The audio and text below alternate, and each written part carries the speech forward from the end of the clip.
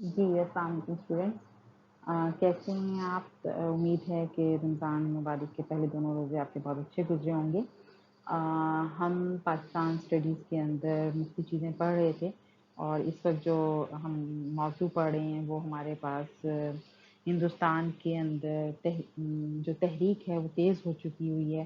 دو قومی نظریے کے ماننے والے بڑھ چکے ہوئے ہیں، اور سائمن کمیشن کے آنے کے بعد سے جو اصلاحات کی امپوزیشن کی بات ہو رہی ہے، انٹروڈکشن کی بات ہو رہی ہے، تو اس کے لیے ریئیکشنز ہمارے سامنے نظر آ رہے ہیں، اور ہم دیکھتے ہیں کہ محمد علی جناح نہرو رپورٹ کے بعد اپنے 14 نکات پیش کرتے ہیں، اور ان 14 نکات پر جو ہندوؤں کی طرف سے ریئیکشن آتا ہے وہ بہت مایوس کن ہے، اور محمد علی جناح جو ہیں وہ بہت زیادہ مایوس ہوتے ہیں اس ساری صورتحال سے، اور وہ ڈیسائیڈ کرتے ہیں کہ وہ ہندوستان کی سیاست کو چھوڑ دیں گے، اور وہ یہاں سے چلے جاتے ہیں، انگلستان چلے جاتے ہیں مایوس ہو کر۔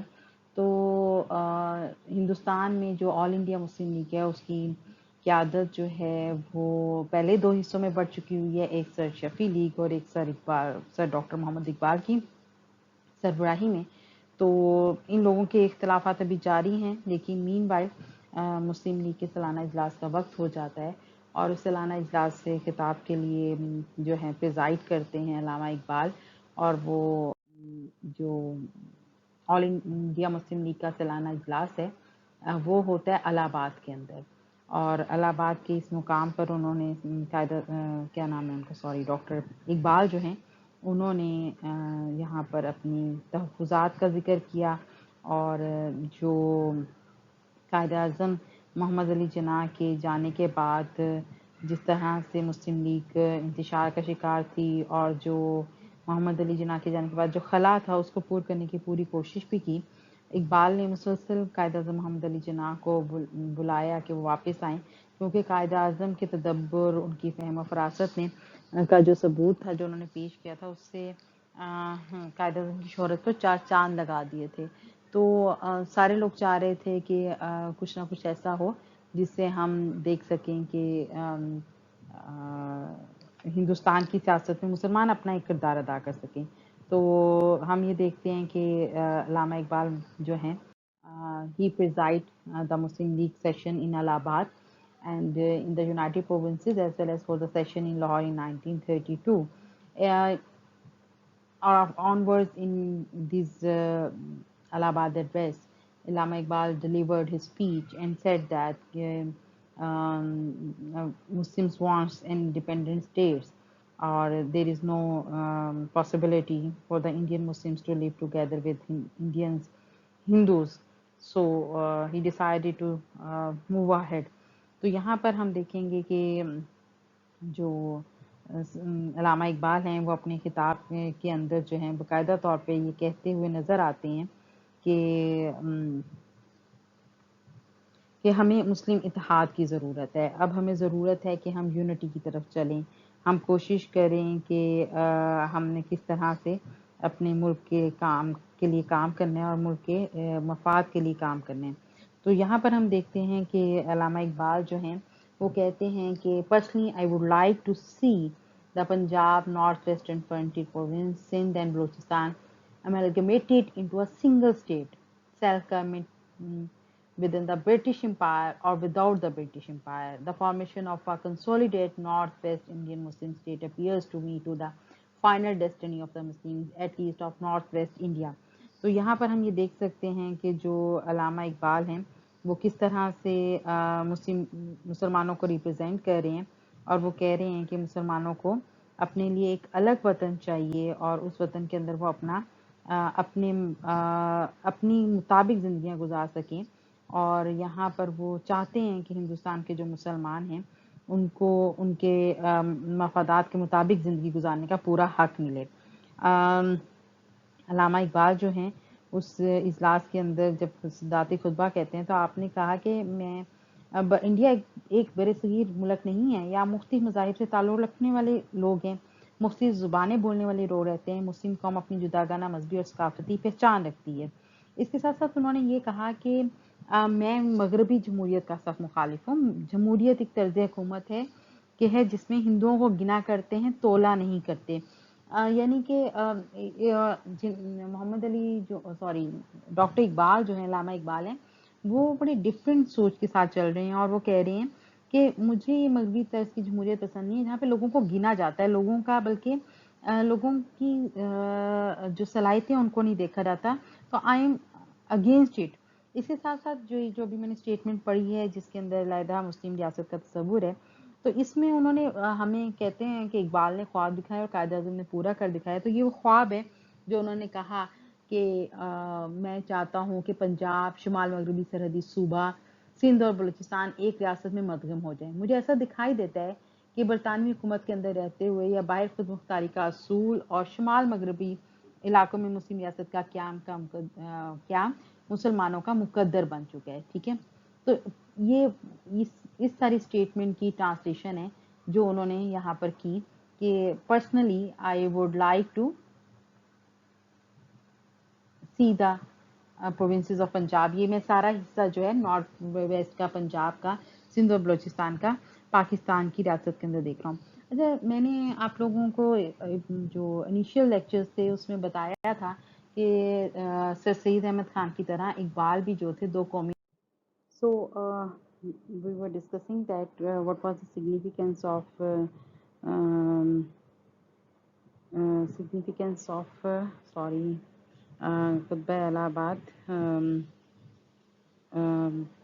Actually, Dr. Iqbal said that redistribution was known to have forceful and logical presentation of the Muslim case in India.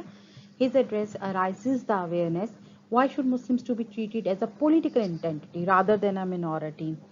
His address highlights the following views that proves that would highly beneficial in future. Territorial adjustments will enable the Muslims to develop themselves in accordance with their ideas and swear the cause of Ummah. Redistribution of territory developed later on the concept of Muslims homeland. He further expressed these ideas in letter to Jinnah from May 1936 to 1937, and he further talked of a separate federation of a Muslim province. The North Western India and Bengal can be considered as entitled to self-determination like other nations in India, and outside Sharia development it is impossible without a free Muslim state or states. He advised states, he used the word of states and states. He advised the Muslims to above self-interest and devoted Muslims to Islam. In a difficult time, Islam has saved the Muslims' faith, culture, and historical tradition, and modern, more important than the patriotism.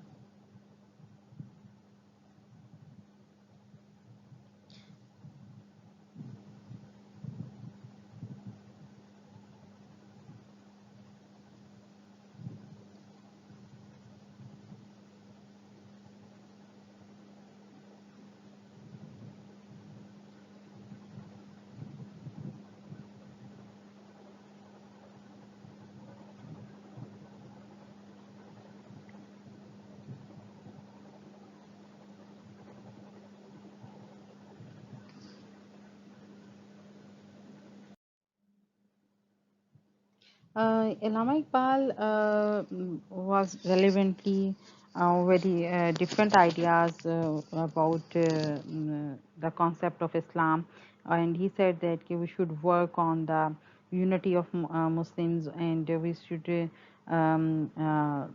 behave as a united nation. اور وہ کہتے ہیں he was very anxious about the situation in subcontinent, especially Muslim nation. وہ کہتے ہیں وہ قوم نہیں لائق کہ ہنگامہ فردہ جس قوم کی تقلید میں امروز نہیں. ایون ہی سیٹ کہ علامہ اقبال کہتے ہیں کہ ایک ہو مسلم حرم کی باز پانی کے لیے، نیل کے ساحل سے لے کر تاب خاک کاش کر. اور وہ پلس وہ یہ کہتے ہیں کہ غلامی میں کام آتی ہیں شمشیریں نہ تدبیریں، جو ہو ذوق یقین پیدا تو کٹ جاتی ہیں زنجیریں. تو وہ ہر طرف مسلمانوں کے بقا کے لیے، ان کے مزید اسٹرگل کے لیے کوشش کرتے ہوئے کسی نہ کسی طور پہ نظر آ رہے ہیں، اور وہ چاہتے ہیں کہ کسی نہ کسی طرح سے مسلمان جو ہیں ان کے درمیان جو فرقہ پرستی ہے وہ کم ہو جائے، اور وہ چاہتے ہیں کہ مسلمان اپنا سیاسی جو مستقبل ہے اس کو خود ڈیسائیڈ کریں، انسٹیڈ آف دیٹ کہ وہ انگریزوں یا ہندوؤں کے ہاتھ میں دے دیں۔ اقبال نے جو تجویز پیش کی خطبہ الہ آباد کے اندر، اس پہ بڑا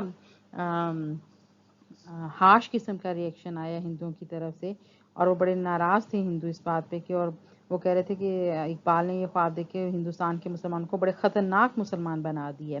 اور اسی طرح سے برطانوی حکومت نے بھی بڑا نوٹس لیا اس بات کا، اور کہا کہ جو اقبال نے خطبہ الہ آباد کے اندر تجویز پیش کی ہے وہ ایکچولی سول وار کی طرف لے کے جا رہی ہے، اور ہمیں لگ رہا ہے کہ آہستہ آہستہ جو ہے ہندوستان کے مسلمان وہ بغاوت پہ آمادہ ہوں گے۔ اینی ہاؤ اگر ہم یہ دیکھیں اقبال کا جو خطبہ الہ آباد ہے اس کی بہت زیادہ سگنیفیکنس موجود ہے ہسٹری کے اندر، اور اس سے آپ ہماری نظریاتی اساس کہہ سکتے ہیں، اسے دو قومی نظریے کا ایک خوبصورت اسکیچ دے سکتے ہیں۔ آپ یہ کہہ سکتے ہیں کہ خطبہ الہ آباد جو ہے وہ پاکستان کی جدوں کی طرف پہلا قدم تھا، فیصلہ کن قدم تھا۔ ابھی تک ہم جو تھے اس طرف نہیں جا رہے تھے کہ ہماری ایک الگ ریاست ہو، لیکن اب ہم جو ہیں اس کی طرف جانے لگے ہیں۔ اور اقبال کا ایک شعر یہاں پہ میں ایڈ کرنا چاہوں گی کہ آسمان ہوگا سحر کے نور سے، آئینہ پوش اور ظلمت رات کی سماب پاپ ہو جائے گی، کہ ایک وقت ایسا ہوگا کہ ہم کامیاب ہوں گے اور یہ جو ظلم اور یہ جو سب ہم پہ چل رہا ہے یہ ختم ہو جائے گا۔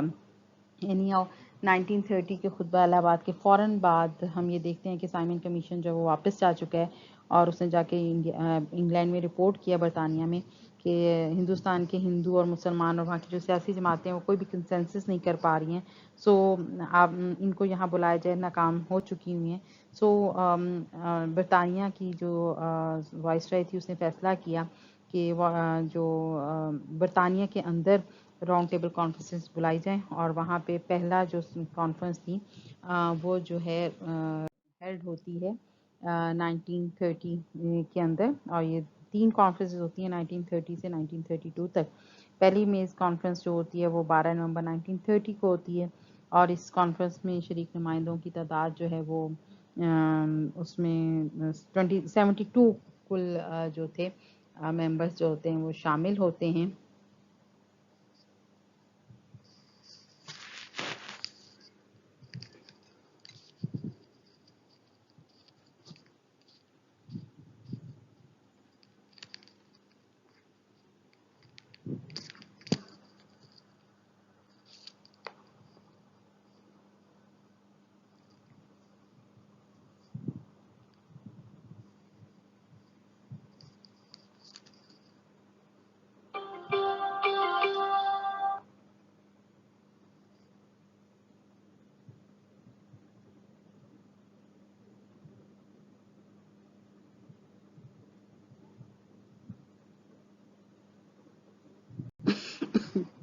جی، تو جو فرسٹ راؤنڈ ٹیبل کانفرنس ہے وہ جیسے میں نے آپ کو بتایا کہ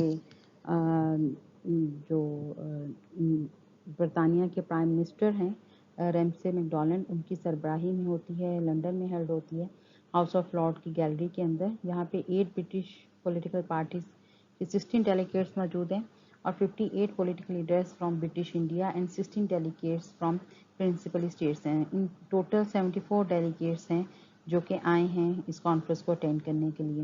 مسلم ڈیلیگیٹس کے اندر ہم دیکھ سکتے ہیں کہ سر آغا خان محمد Ali Jinnah, Maulana Muhammad Ali Jauhar, sir Muhammad Shafi, sir Zafarullah Khan, Mir Taj Bahadur Sapru, doctor Moonje and mister Jayakar نے حصہ لیا۔ However, the Indian National Congress along with Indian business leaders kept away from the concert. Many of them were jailed for due to reason in participation of civil disobedience movement. اور انگریز اور یہ time period ایسا تھا کہ جس وقت انگریزوں اور ہندوؤں کے درمیان چپلش چل رہی تھی، اور اس میں بہت سارے ان کے ایشوز تھے، اسپیشلی کمیونل وارز کی وجہ سے ان کے درمیان کافی زیادہ تقسیم چل رہی تھی۔ بہرحال کانفرنس جو تھی وہ ہیلڈ ہوتی ہے، اور اس کانفرنس کے اندر بہت سارے جو ہیں وہ منصوبے جو ہیں وہ پیش کیے جاتے ہیں، اور ان کو کہا جاتا ہے کہ یہ ان کو فالو اپ کیا جائے، جس میں یہ ہے کہ ہندوستان کے اندر فیڈریشن ہوگی اور پرنسپل اسٹیٹس اس کے تحت ہوں گی، صوبائی خود مختاری دی جائے گی، پروویشنل اٹانومی کی بات کی گئی، اور اس کے ساتھ ساتھ کہا گیا کہ سندھ کی بمبئی سے علیحدگی کی جو ہے اس پہ کمیٹی سفارشات پیش کرے گی اور صوبہ سرحد میں اصلاحات کا نفاذ جو ہے وہ یہاں پر لایا جائے گا. India will be the status of Rus Federation under the British government. The federation will be comprised of British India and Indian Territory state. The federation unit will be given the autonomy. The full representation government responsible to provisional and central legislature would be established. All the ministries except defense, interior and foreign affairs will be given to the local ministries. اور conference میں جو issues تھے جو کہ decide نہ ہو سکے اس میں یہ تھا کہ ہم کس طرح سے اقلیتوں کو نمائندگی دیں گے اور ان کے درمیان کس طرح سے جو ہے ڈویژن آف پاورز ہوگی. تو ہم یہ دیکھتے ہیں کہ اس دوران انڈیا کے اندر ایک مارچ اناؤنس کیا گیا جسے سالٹ مارچ کا نام دیا جاتا ہے، جس میں گاندھی نے سول ڈیفینس موومنٹ چلائی ہوئی تھی اور اس موومنٹ کے نتیجے میں تقریباً 60,000 پیپل انکلوڈنگ گاندھی جو تھے وہ گرفتار ہو چکے تھے. تو اس حوالے سے بڑا پروٹیسٹ چل رہا تھا، لیکن آخرکار گاندھی اروند جو ہے وہ معاہدہ طے پا جاتا ہے اور اس معاہدے کے اندر کہا جاتا ہے کہ اس معاہدے کے اندر کہا جاتا ہے کہ حکومت برطانیہ نے کانگریس کو اجلاس میں شریک کرنے کے لیے گاندھی سے ایک معاہدہ کیا ہے جسے گاندھی اربن پیکٹ کا نام دیا گیا. اس معاہدے کی روح سے کانگریس نے سول نافرمانی کی تحریک ختم کر کے گول میز کانفرنس میں شرکت کرنے کا اعلان کیا. کانگریس کی طرف سے تنہا گاندھی جی نے یہ فیصلہ کیا.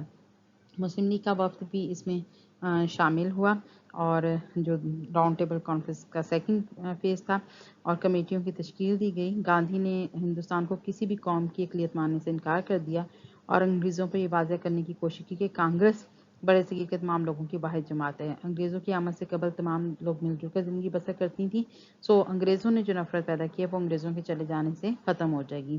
گاندھی جو تھے اپنی جگہ بڑے پرسسٹ تھے اور وہ کہہ رہے تھے کہ سارے ایک طرح سے اقلیتوں کی نمائندگی ان کا صرف کانگریس ہے. کانگریس کی دن کی وجہ سے یہ کانفرنس کا جو تھا حصہ وہ ناکام ہوا اور ہم دیکھتے ہیں کہ British government declare communal award in 1932 in which separate electorate were ensured. Muslim rights were protected in this award, but still Muslim expectations were not fulfilled. مسلمان اور بڑے صغیر کی تمام دوسری اقلیتوں کے لیے جداگانہ انتخاب کا اصول مان لیا گیا. مسلم اقلیتوں میں مسلمانوں کی تعداد سے زیادہ نمائندگی دینے کی بھی بات کر لی گئی اور پنجاب اور بنگال میں مسلمانوں کے لیے ان کی آبادی کے تناسب سے کم نمائندگی کی سفارش کی گئی. ساتھ پونا پیکٹ بھی ہو گیا جس میں یہ تھا کہ پونا پیکٹ کے اندر انہوں نے کہا کہ کمیونل ایوارڈ کی وجہ سے اچھوتوں کو بھی جداگانہ انتخاب کر سکتے جو تھے. جیسے کہ آپ کو بہت اچھی طرح سے آئیڈیا ہے کہ ہندوؤں کے اندر ذاتیں تھیں تو اچھوتوں کو وہ کوئی وقت نہیں دیتے تھے انٹچیبل کمیونٹی کو، تو ان کو بھی اس کمیونل ایوارڈ کے ذریعے جو تھا ان کی بھی ریزرو سیٹس رکھی گئیں اور کہا گیا کہ گاندھی جو ہیں وہ جو بھی کہتے ہیں وہ کہتے رہیں. گاندھی صاحب نے اس کے خلاف مرن بھرت یعنی ہنگر اسٹرائک بھی کی اور اچھوتوں کے لیڈر جو امید تھے کانگریس کے اصرار سے مجبور ہو کے آخر انہوں نے کانگریس کا جو بہت زیادہ انسسٹ کرتے رہے تو وہ اس پریشر سے آ کے اچھوتوں کے جو لیڈر تھے انٹچیبل کے لیڈر امیبت اس نے ریفیوز کر دیا اس رائٹ کو اویل کرنے سے. بہرحال حکومت برطانیہ نے بھی پونا پیکٹ کو تسلیم کیا اور یہ ایوارڈ جو تھا اسے مہاتما گاندھی نے اس میں بہت زیادہ اپنی ایکسٹریمزم جو تھی وہ شو کی. اینی ہو جب تھرڈ راؤنڈ شروع ہوتا ہے اس کانفرنس کا جو کہ 17 نومبر سے لے کر 24 دسمبر تک ہے، تو اس میں گاندھی اور کانگریس شریک نہیں ہو رہے اور مینی انڈین لیڈرز بھی جو تھے وہ بھی ایبسنٹ تھے. اور یہاں پر اب یہ موقع تھا کہ محمد علی جناح جو ہیں وہ کس طرح سے کام کرتے ہیں، کس طرح سے فیصلہ کرتے ہیں. تو قائد اعظم جناح کو چونکہ شرکت کی دعوت نہ دی گئی تو وہ بھی شریک نہ ہوئے. تو کمیٹیوں نے اپنے طور پہ جو ہے کانفرنس کا ایک رزلٹ بنایا اور کہا جاتا ہے کہ یہ کانفرنسز جو تھیں آلموسٹ ناکام ہو گئی تھیں اور لیکن انہوں نے پھر بھی اپنا ایک ریکمنڈیشن دی جس میں یہ کہا گیا کہ برطانوی حکومت ہندوستان میں مسائل کے حل پر توجہ چاہتی ہے اور چاہتی ہے کہ ہندوستان میں جو چپکلش ہے مختلف قوموں کے درمیان اس کو ختم کیا جائے اور جو مسلمانوں کو ان کے حقوق دیے جائیں جو کہ نہیں دیے جا رہے. اس کے ساتھ ہی ایک ڈرافٹ بل قائم کیا جاتا ہے اور گورنمنٹ آف انڈیا ایکٹ 1935 جو ہے وہ انٹروڈیوس کرائے جاتے ہیں. اچھا ان سب کے دوران ایک مین اہم بات یہ ہے کہ 1932 کے اندر چودھری محمد علی جو ہیں وہ اناؤنس کرتے ہیں ان کی ایک آپس میں ان کی اسٹوڈنٹس کی ایک وہاں پہ برطانیہ کے اندر کمیونٹی ہے مسلم اسٹوڈنٹس کی, اور وہ اپنے 3 ساتھیوں کے ساتھ مل کر ایک پمفلٹ شائع کرتے ہیں جس کا نام ہے ناؤ اینڈ نیور, اور اس کے اندر وہ پاکستان کا نام تجویز کرتے ہیں جو کہ پاکستان یعنی پے پنجاب سے جو ہے الف جو ہے افغانی یعنی صوبہ سرحد سے, کشمیر کاف کشمیر سے, سید سندھ سے, اور تان بلوچستان سے لیا گیا. اس طرح سے پاکستان کا لفظ چنا کیا. بہت زیادہ اہمیت ہے چودھری رحمت علی کی سارے صورتحال میں, اور چودھری رحمت علی کو بہت زیادہ شہرت ملی ان کی اس کتابچے کی وجہ سے اور ان کے اس رول کی وجہ سے. ہم دیکھتے ہیں کہ 1919 کے بعد سے منٹو مالے اصلاحات کے بعد سے گاندھی تحریک خلافت ہوئی, سائمن کمیشن کے آنے کے بعد سے جو سیاسی اتار چڑھاؤ تھے وہ ہم نے دیکھے. نہرو رپورٹ 14 نکات, علامہ اقبال کا خطبہ الہ آباد, اور ان دا اینڈ ہم نے راؤنڈ ٹیبل کانفرنس دیکھی. ان راؤنڈ ٹیبل کانفرنس کے بعد جو رزلٹ نکلا وہ گورنمنٹ آف انڈیا ایکٹ تھا.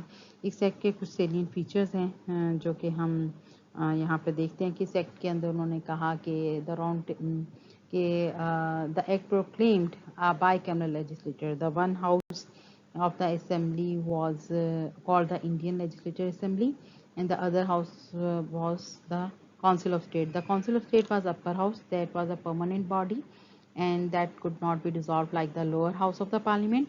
1/3 members of the committee, یہاں پہ بہت امپورٹنٹ ہے کہ آپ کو یہ یاد رہے کہ یہ 1/3 members of the upper house had retired after every 3 years, and the lower house جو ہے اس میں ہم دیکھیں گے کہ the Indian Muslim Legislative Assembly ہے جو کہ انڈیپینڈنٹ باڈی کے طور پہ کام کر رہی ہے.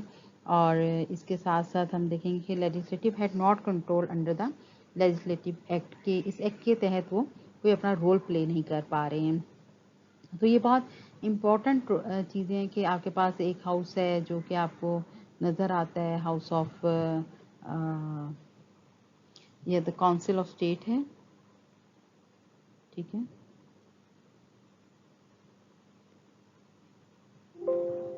اور اس کے بعد اپر ہاؤس میں آپ کو نظر آ رہے ہیں, اور دا ہاؤس آف اسمبلی ہے جس کو انڈین لیجسلیٹو اسمبلی کہتے ہیں. یہ ہاؤس انڈین لیجسلیٹو اسمبلی آپ کو نظر آ رہی ہے, ٹھیک ہے. تو یہ 2 حصے تھے اس ایکٹ کے. جو کچھ اسکیڈولس تھے وہ آپ یہاں پہ دیکھ سکتے ہیں کہ یہ 14 پارٹس پر مبنی تھا, اور اس کے 10 بیسک اسکیڈولس تھے جو, ٹھیک ہے. سو یہ اس کا بڑا حصہ تھا جو کہ ہم نے یہاں پہ پہلا اس کا پوائنٹ یہاں پہ تھا.